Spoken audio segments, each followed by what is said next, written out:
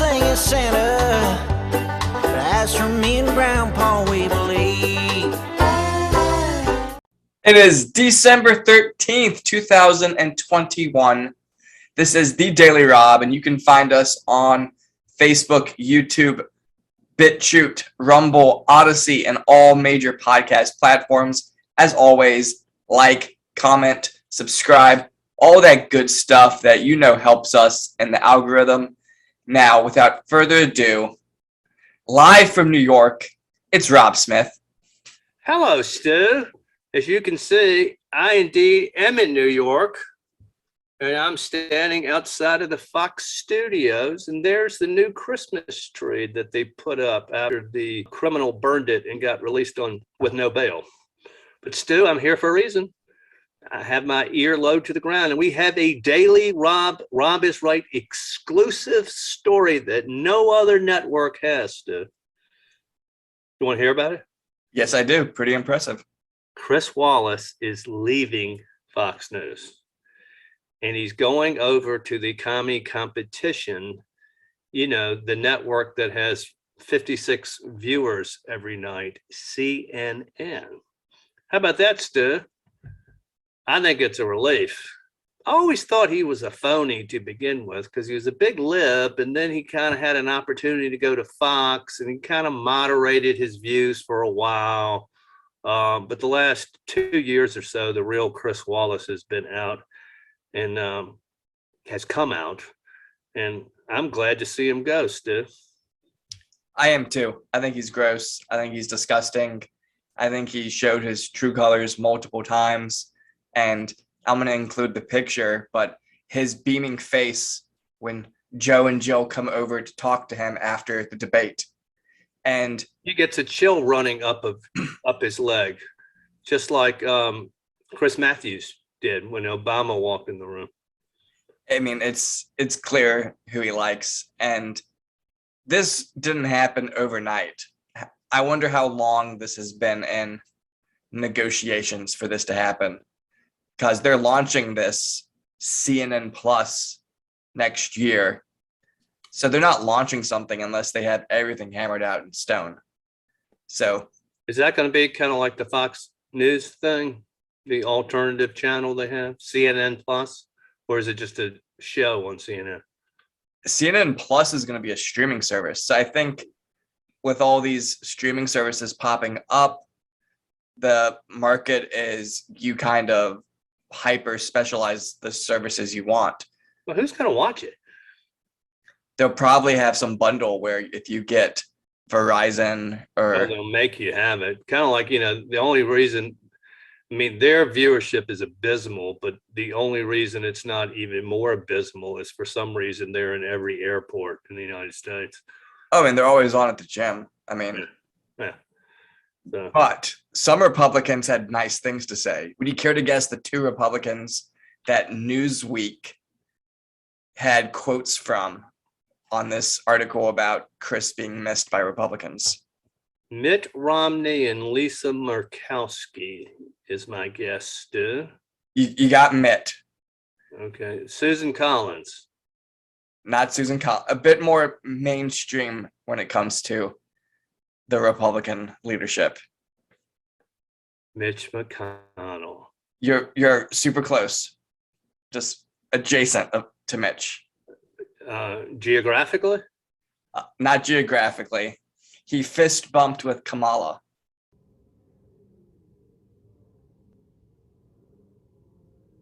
Lindsey Graham. Lindsey Graham. God. He's a Sally boy, Stu. I'm aware. Mm. So Lindsey Graham said Chris will be missed.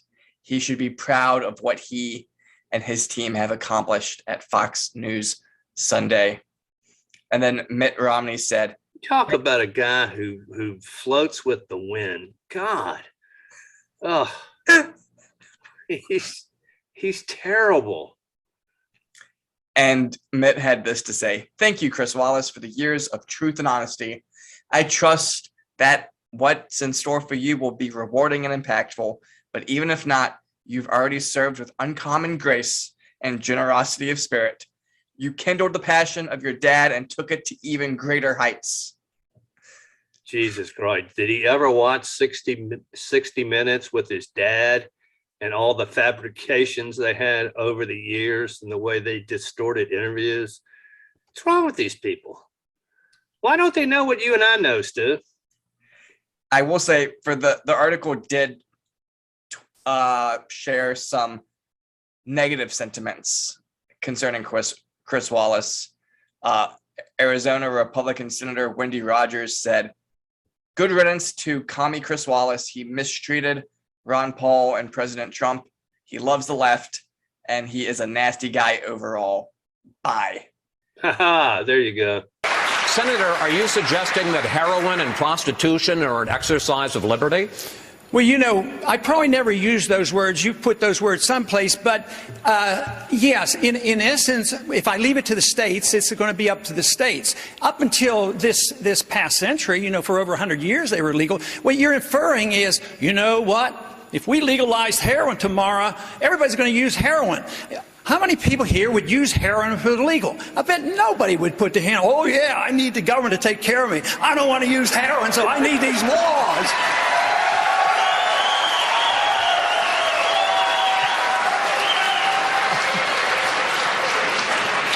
I never thought heroin would get applause here in South Carolina. And then Laverne Spicer, who was a former GOP congressional candidate, had this to say: "If you rearrange the letters in the name Chris Wallace, you get communist sympathizing fraud journalist."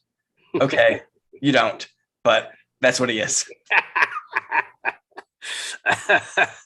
I like that one, Stu. Yeah. Right on the money, too.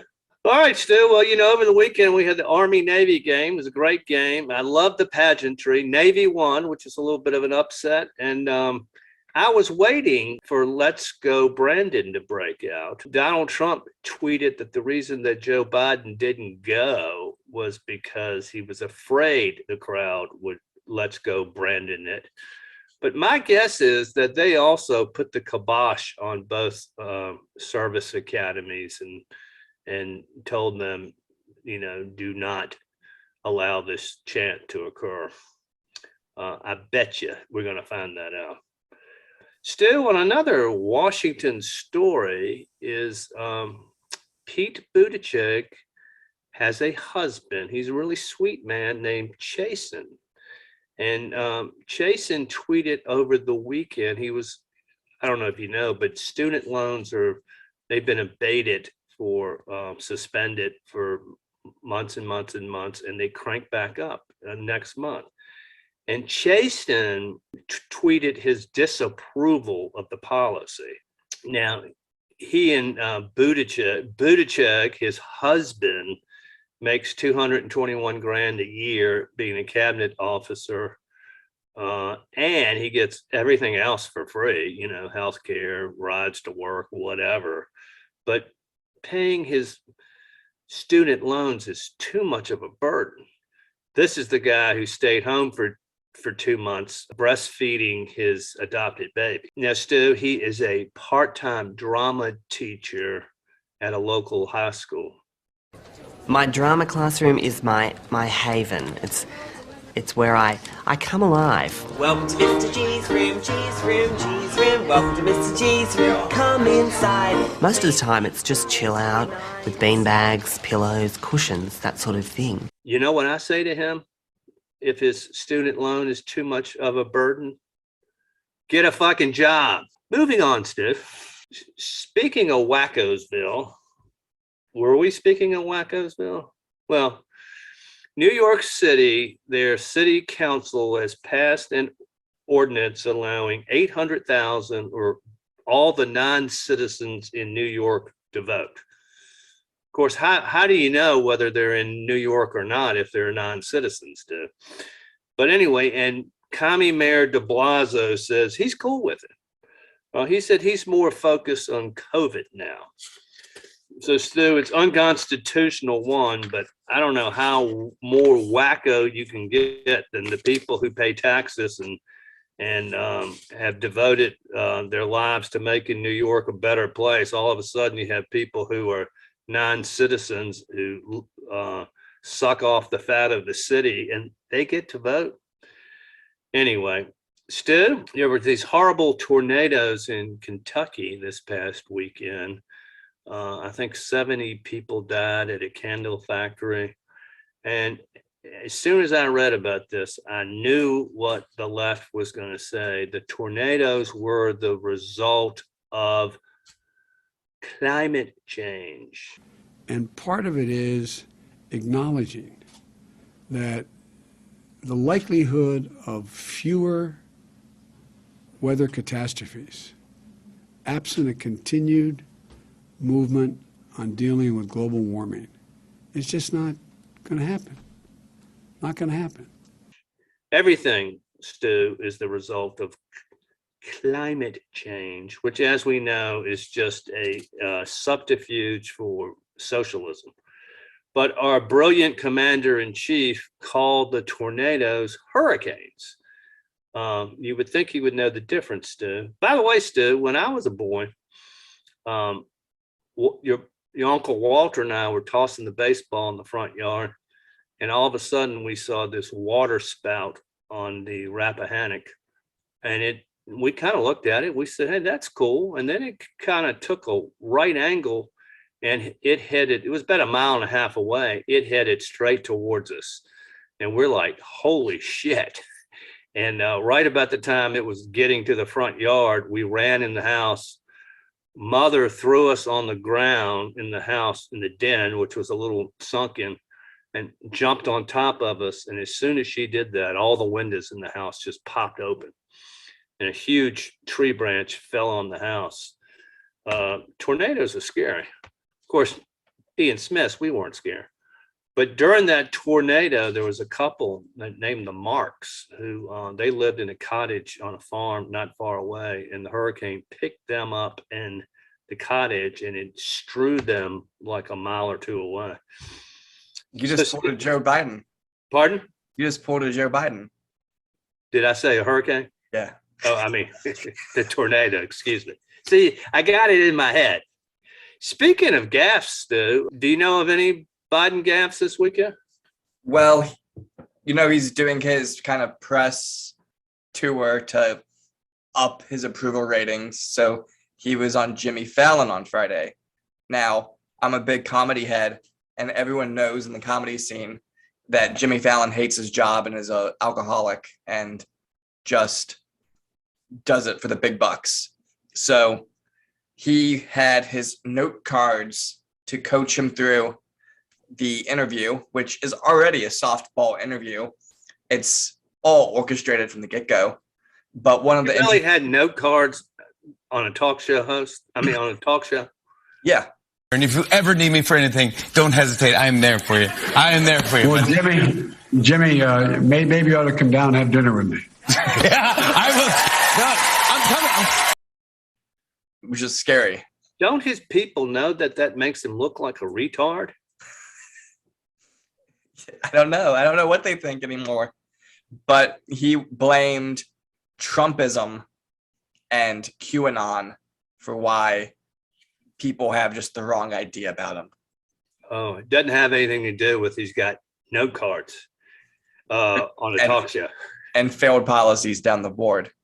Now, did he actually look at him like, oh, okay, Jimmy, here's what I'm supposed to say next? I mean, with the way they cut, I think whenever Jimmy was talking, he's able to kind of do that a bit more, but he knows exactly. I mean, maybe the whole thing was scripted. Maybe all of Fallon's questions were scripted and he had his answers printed out. I wouldn't put it above them to do that at this point. Yeah. But it's just interesting that, when everything else doesn't work, go back to blaming Trumpism and QAnon.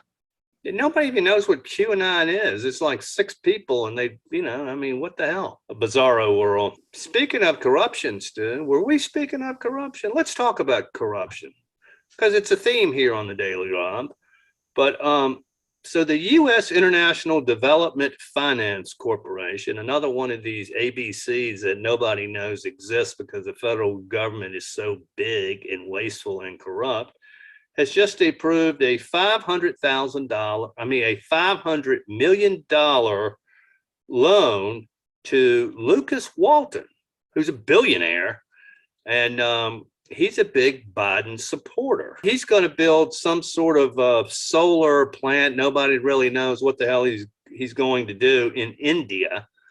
And he's getting $500 million from the federal government given to him from his political benefactor.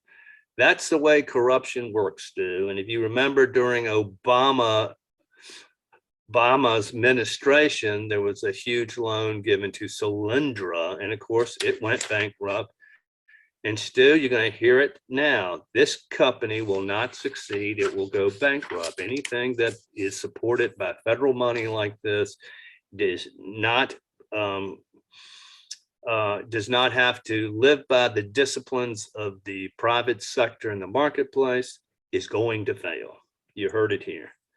Another interesting thing is India has a monsoon season. So how are you going to get solar power at, I guess, a rate that would be beneficial when you have an entire season, when you have a rainy season? Stu, it doesn't matter because it's green energy. And Okay. what matters is that we feel good about it. It's like Terry McAuliffe and LeVar Stoney in their green tech business, where they were going to make cars in the Mississippi Delta.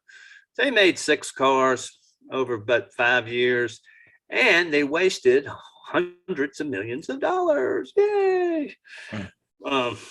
Anyway, now, Stu, I just think this is funny because the most liberal state in the union, maybe the most granola at least, is Vermont, and Middlebury College is there, and that's really kind of a pinko place. And you can just see all these white children, of privilege, just so afraid that they're going to catch COVID and they're going to die. Well, because of that, they have a 99.1% vaccination rate there.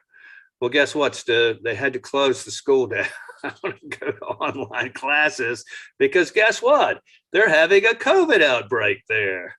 Of course, no one's going to die because they're all college kids, but they're freaking out. And of course, it just blows the narrative out of the water when everybody's vaccinated, but yet everybody who has COVID is, vaccinating. So speaking of this, Stu, and COVID, but a Canadian doctor Dr. Daniel Nagase, he practices in Waterloo, Ontario. He's been speaking out about his little town has witnessed 86 stillbirths, usually in 6 months. It's usually 5 or 6. And he has been a little bit on the circuit talking about it's not just Waterloo, Ontario. This is going on all over the place. So still, we'll just have to follow this, but this is right in line with what Robert Malone said. And of course, I have that article on Real Clear Markets about that. The Pennsylvania Supreme Court struck down the statewide mask mandate. Again, it's the health secretary didn't have the authority to do that. So that's good, Stu. And there might be a rebellion in the Conservative Party against Boris Johnson, who's really gone off the deep end. As I mentioned in our last podcast, I really liked him at one point, but he's talking about another lockdown, and people in the party are going, no way. So anyway, Stu, that is the news from the weekend. Sounds good. So one last story that I have for today. We've talked about him before, Julian Assange. And so the US authorities have won their bid to overturn the British judge's ruling that WikiLeaks founder Assange should not be extradited to face charges in the United States. So it looks like he will be heading over to the US. The judge in Britain says they do want to have special administrative measures concerning Assange's mental health, but Assange's fiance did come out and say that he had suffered a stroke in October over the appeal hearing. So we'll see what happens. Stu, how does it work that he has a fiance when he's been kind of in seclusion in the Ecuadorian embassy and now in jail in England? They have conjugal visits over there, Stu? Yeah, I actually think Pamela Anderson went over and gave him some visits. I'm pretty sure that's 100% accurate. Really? Well, everything on the Daily Rob is 100% accurate, Stu. Well, I mean, Pamela has always been a very ardent supporter of Julian Assange. And she, if I remember correctly, she's Canadian, has U.S. citizenship now. But yeah, I mean, got big boobs too. Man-made, but yeah. Yeah. When did you first meet up with Julian Assange? I wanted to meet him because I wanted to ask him how to be a more effective activist. And of course I was fascinated with him and think he's one of the most important people in the world. And really? Yes, Julian has done so much. He's exposed war crimes. He is against war. And Julian, I mean, Australia should be so proud of him. He's so fantastic. How many times have you been to the embassy? A lot. I've been there a lot. Every time I'm in London, I visit him. But I haven't been able to see him for months. And so I'm sure he misses my vegan hamburgers. You take him vegan food? Vegan food. Yeah. Well, that'd be a treat. Yeah, no, and he does eat very healthy. He eats whole foods. He likes, you know, he's very smart. But he's been in there now. Unfortunately, he's very sick because his skin is transparent. He doesn't see the sunlight. Doctors have visited him and said that he is in dire need of help. But when he was in the Ecuadorian embassy, people could come and visit him, and he could have a certain level of guest to come over and just interview him and be advocates for him. So, but it's just messed up. They really want to crucify this guy. So, well, I think they want to kill him. Well, that too, but they want to make an example out of him. He ain't no dummy. Somewhere he's got all the bodies somewhere. Yeah, somewhere he's got all the information of all the WikiLeaks type of information that they have obtained over the years, and it's probably hidden in about 6 different places. I want to share this quote with you from Pamela. Julian is trying to free the world by educating it. It is a romantic struggle. I love him for this. I understand that our affair and the curiosity surrounding that might bring some attention to his situation. That's fine, but I'd rather not go into private details. Let's just say everyone deserves love. My God, they really are getting jiggy. Good. You know, he ain't the best looking guy in the world, at least not the past 2 or 3 years. Anyway, I'm glad he's got a little bit of a spring in his step. Well, when you're locked in the Colombian embassy one day, I'm sure we'll find some celebrity to be your concubine. Yeah. All right. Well, that's